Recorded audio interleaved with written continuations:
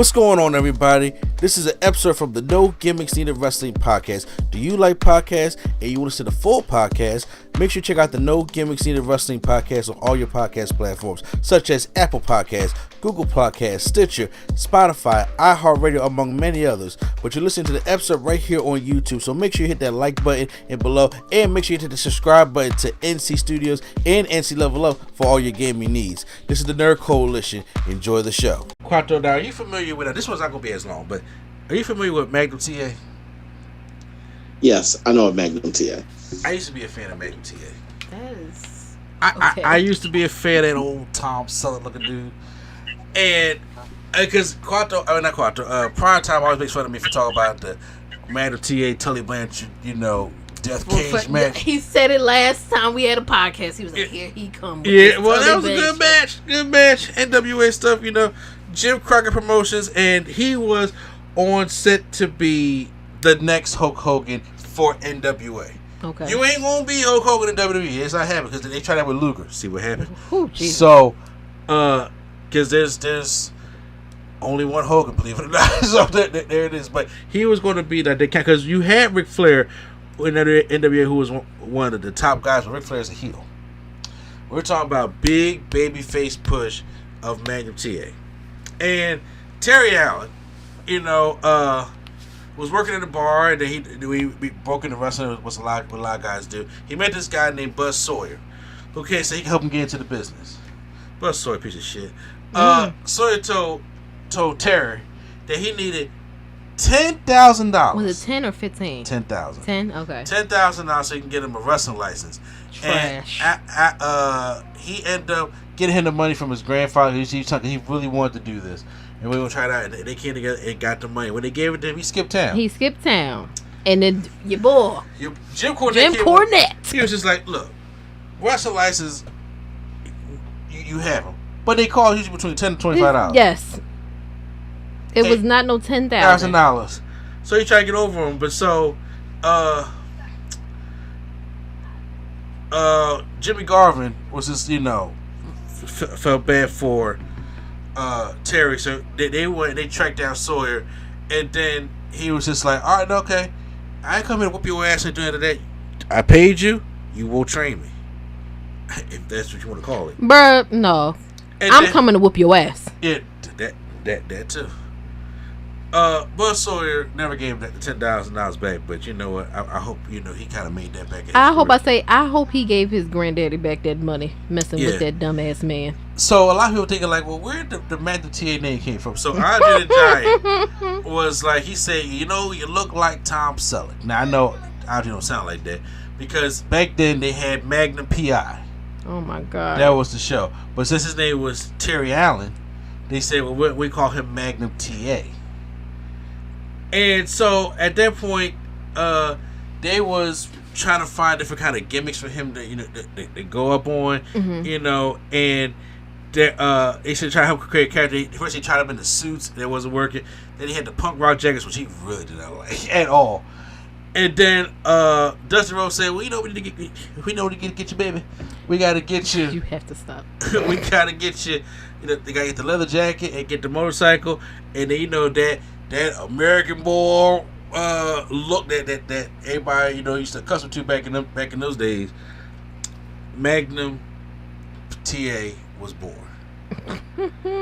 He had the it factor, and he was getting over in NWA, and the plan was to push him hard. They had all talks back there with Dusty and all that stuff like that. And the kid Koloff, and how they were going to try to put him into a feud after the feud with Ric Flair and Dusty Rhodes was over, and he was going to take the championship and be NWA's next guy. Well, October 14th, 1986, he was driving home in the rain, and he had recently bought a Porsche 911.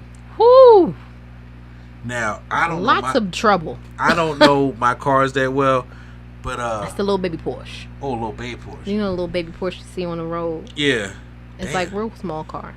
Well, you big as shit, you gonna get that little ass Porsche. It was a status symbol back then. Yeah, it's a sexy car though. I'm not gonna lie. Yeah. Okay. Well, he It's said definitely it's a pussy wagon. I'm joking. pussy wagon. Okay. No, at the other stuff we said on the previous one, I'm pretty sure it's okay to say that. No, go ahead. And this was the vehicle. We saw he said it started to hydroplane and lose control. Oh, Jesus. The car smashed into a telephone pole at high speed, breaking the pole and trapping him inside the vehicle. You know how hard you got to hit a telephone pole to break that telephone pole in half? I'm thinking like a wooden telephone pole. I don't know. I just know it fucked him up. Well, yeah. Yeah. The first thing I thought of when I heard this, like, oh my God, Teddy Pendergrass all over again. Yeah. So they had to use the jaws life to get him out, to the point where it was just like he needed immediate surgery. This man was almost like he's gonna be dead. Didn't they say that they his C4 and C5 like exploded or something like that? Yeah, something about that's nuts. I don't want to hear about anything in anybody's body exploding. Yeah, and they said that he was gonna be paralyzed from the neck down. Yeah. If the fans would flood the hospital to come try to see him, and this is where the whole kayfabe thing came in at, because all the heels like Flair and all the way that wanted to see him, they had to wait till night until after visiting hours were over and the fans weren't there, and come sneak in through the back to come visit him in the hospital. That's a daggone shame. Yeah, and I was just like, who y'all want to keep this kayfabe thing alive?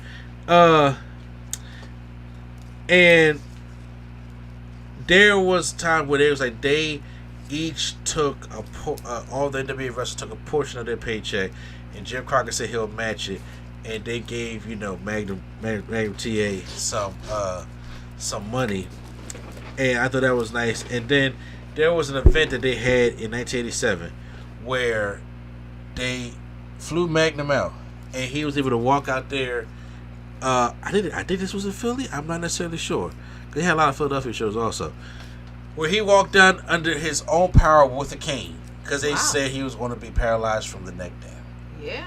And he ended up working several non-wrestling roles for the NWA. Like he did some commentary, but he's not going to wrestle again. Well, and that's the unfortunate part about it. Yeah. And there was no plan B.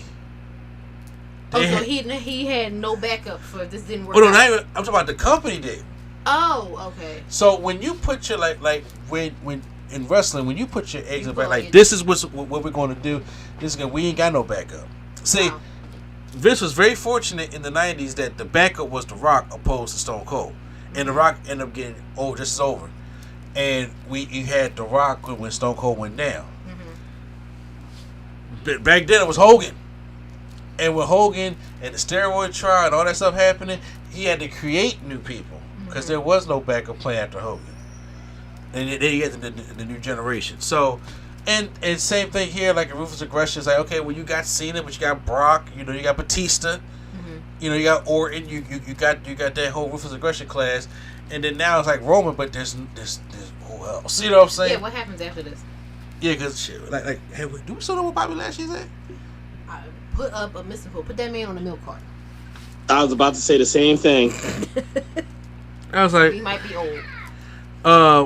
But they tried to turn Nikita Koloff, who was a heel, try to turn a babyface for Flair's title, and he didn't win it. Then Ron Garvin would take it from Flair, but it just didn't have the same effect. And then, of course, Ted Turner purchased it and became WCW. And then there was just no other thing else for Magnum T.A. to do. Oh.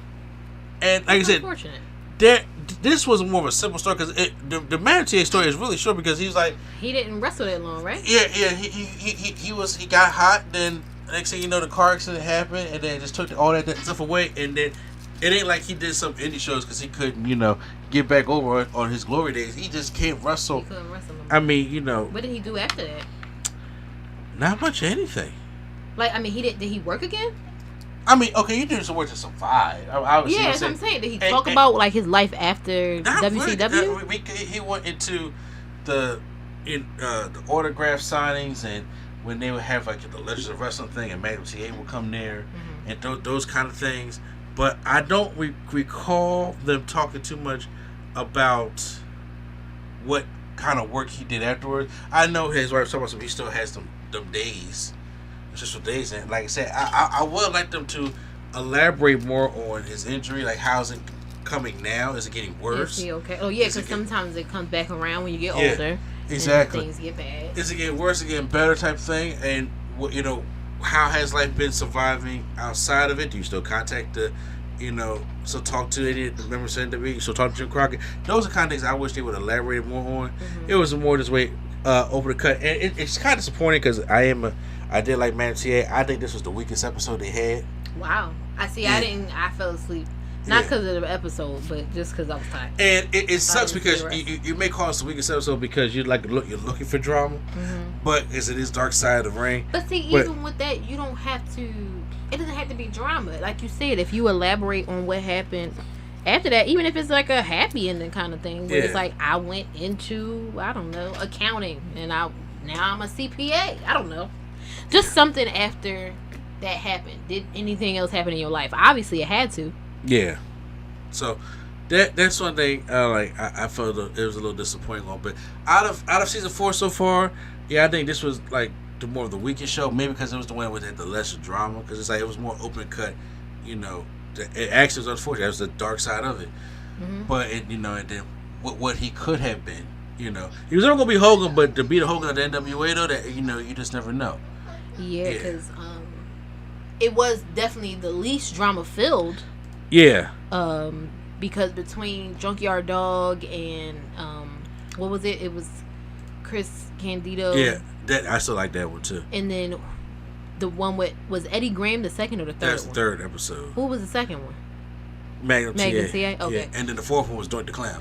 Oh, Doink the Clown was rough. Yeah, it was. That was rough. And the Eddie Graham one was rough. Yeah. I was like, bro, all right, I don't need to watch this again. Like, because I came in like the middle of it, and then but by the time they got to there, I was like, I don't think I want to watch it from the beginning because this is bad. That is a fair assessment. To have, what was it, like 3 different generations of men in your family have committed suicide. That's some Von Erichs, man. That's what it sounded like. Yes, I was just like, man, that's rough.